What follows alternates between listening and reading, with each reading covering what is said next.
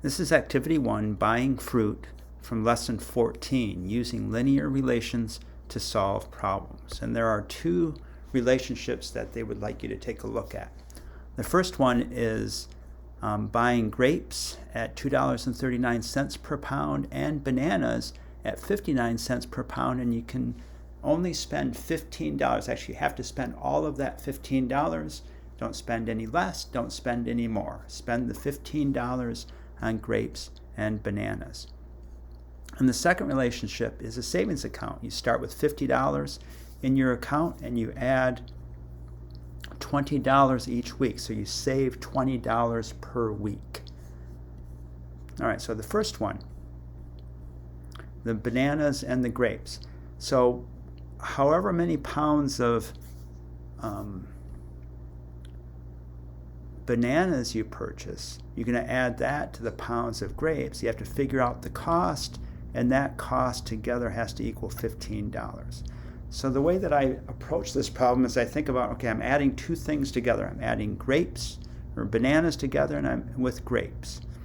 And I have to change that weight, those number of pounds, to dollars. I have to somehow get this into dollars because I have to add the dollars for bananas together with the dollars per grapes to equal $15. Well, this is exactly what you do when you go up to the cash register and they figure out how much you owe. You say, okay, I have these bananas. They'll take the weight of that. You have a certain number of pounds of bananas. That's going to cost you 59 cents per pound. They multiply those two together and they tell you how much you owe for the bananas. And then they weigh the grapes. Those grapes cost $2.39 per pound times however many pounds you have. They multiply those two numbers together and that tells you what you have to pay for the grapes. So that changes the weight of the fruit to the number of dollars by multiplying by the cost per pound. Now, as you add more bananas, you have to subtract grapes, or as you add more grapes, you have to subtract bananas. There has to be a balance. They always have to come out to equal $15. So the form of the equation that I would use for this one is the standard form of the equation. That's ax plus by equals c, because you're balancing pounds of bananas with pounds of grapes. You're adding those two together to equal $15. So this is the equation I would write in this case. For the savings account, it's a little bit different because the amount of money that you save is dependent on the number of weeks that go by. For the fruit purchase, the amount of fruit is not dependent on what you purchase. So the amount of bananas is not dependent on the amount of grapes. Although one could argue, well, yeah, they are, because they have to equal $15. But if this was not here, if this was not a constraint, then you could go into a store and you could buy any number of pounds of bananas independently of any number of pounds of grapes, and it wouldn't matter. But the savings are dependent on the number of weeks. You have to go through a number of weeks to save some money. So in this case, the equation I would write is the amount of savings I have depends on the number of weeks I have times how much money I save each week. And also I have to remember to add that $50 on to the beginning.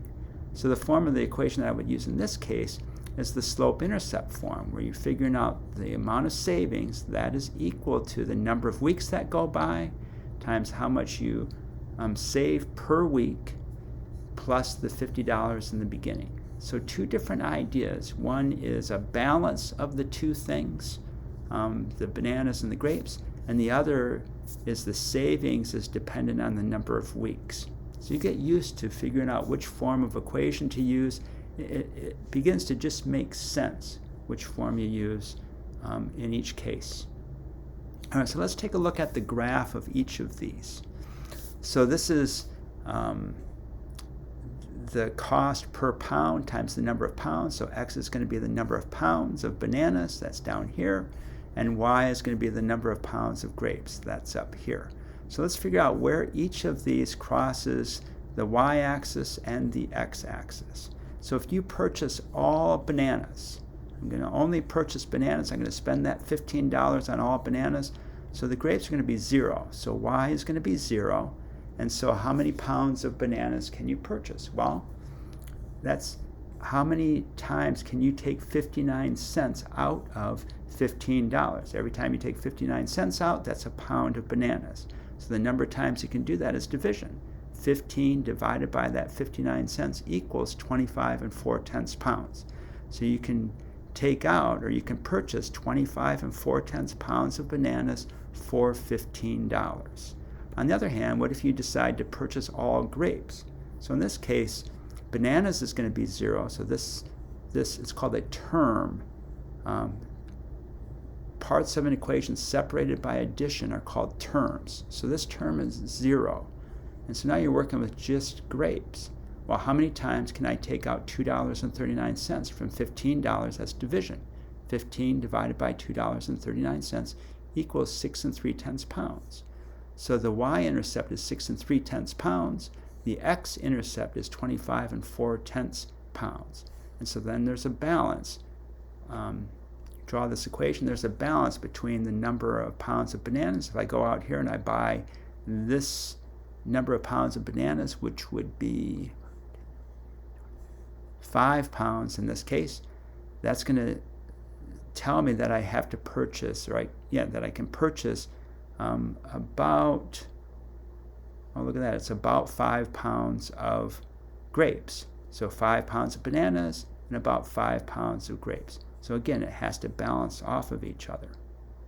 So notice that the x-intercept, where it crosses the x-axis down here, is the total amount of money, $15, which is C, divided by the cost per pound of bananas, divided by A.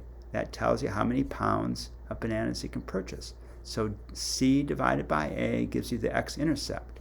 So C in this case was 59 cents. I'm sorry, C is $15 divided by A, which is 59 cents, and that equaled $25 and 4/10 pounds. Sorry about that, I'm getting messed up here. Notice that the y-intercept is that same $15, but now it's divided by $2.39, or B, which is $2.39. So that gives you an answer of 6 3/10 pounds. So the x-intercept is C divided by A, because this is now 0, and so you're trying to figure out what x equals. And the y-intercept is C divided by B, because this is now 0, and you're trying to figure out what y equals. And the slope is the relationship between A and B. So as A goes up, as you increase the number of pounds of bananas you purchase, you have to decrease the number of pounds of grapes you purchase. So that is slope. What's the change? What's the amount of decrease divided by or over the amount of the increase? And it's negative because it's going down. So the slope is a negative 59 cents over $2.39. So it's a negative A over B, because if you increase this 1 pound, you're going to spend 59 more cents. Well, then you have to also decrease the amount of bananas, or the amount of grapes you're purchasing, by that same 59 cents, which is that 59 cents out of the $2.39. So it turns out that you do that division, it turns out that it's about 25 cents. So the pounds of bananas increases 1 pound. The amount of grapes has to decrease 1/4 of a pound. And that 1/4 decrease is equal to 59 cents. So each pound increase in bananas has to equal 1/4 of a pound decrease in grapes, because a pound increase in bananas is 59 cents, and 1/4 of a pound decrease in grapes is also that 59 cents. And another way to figure out this slope is to take this change right here. This is the amount that the vertical distance is changing, or this is the length along the vertical axis, and that is a negative 6 3/10. divided by the length along the horizontal axis divided by 25 4/10, and that also equals this 1/4 or negative 1/4. There's a lot here going on. We're going to go over and over and over this, and slowly it will begin to make a lot of sense to you. In this case, it's just balancing. Bananas and grapes are balanced, and so the amount of money that you're increasing in the purchase of bananas, you have to decrease the purchase of grapes by that same amount of money. And that, in this case, is 1/4 of $2.39. All right, let's look at a graph of the savings account. So the savings account is going to begin at $50, and every week it's going to increase $20. So another week it goes up $20. Another week it goes up $20. So that is a slope of a positive 20. So it's going up $20 every week. So it goes, for 1 week it goes up $20. So that's a slope of 20 over 1. So the change along the y-axis is 20. The change along the x-axis is 1. 20 over 1 is a positive 20. Now you can also get that from the coordinates of the points. So this point right here is 1 week, $70. This point right here is the y-intercept, so 0 weeks, $50. So you figure out the difference between them. That tells you what this length is and what this length is. So 70 minus 50, that's 70 minus this 50 here, is a positive 20. So you're ending at 70 and you're subtracting where you started, this 50. So that tells you that this length right here is positive 20. And also it is 1 week minus 0 weeks. So as you go this way, you're moving 1 week in the positive direction to end up at this point.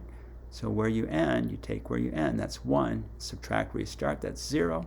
1 minus 0 is 1, and that ratio, the change in y, which is the vertical length, over the change in x, which is the horizontal length, gives you the slope. That's 20 over 1 is equal to $20. So that's $20 per week. So notice that the money depends on the number of weeks. So the amount of savings depends on the number of weeks. So you're going to use this form of the equation. This is going to tell you y is equal to so much of x. It depends on x. Whereas the fruit problem, you're going to use this form of the equation, the standard form of the equation, because there's a balance between the cost of the bananas and the cost of the cost of the grapes. They have to balance each other out, so they add to a total amount of $15.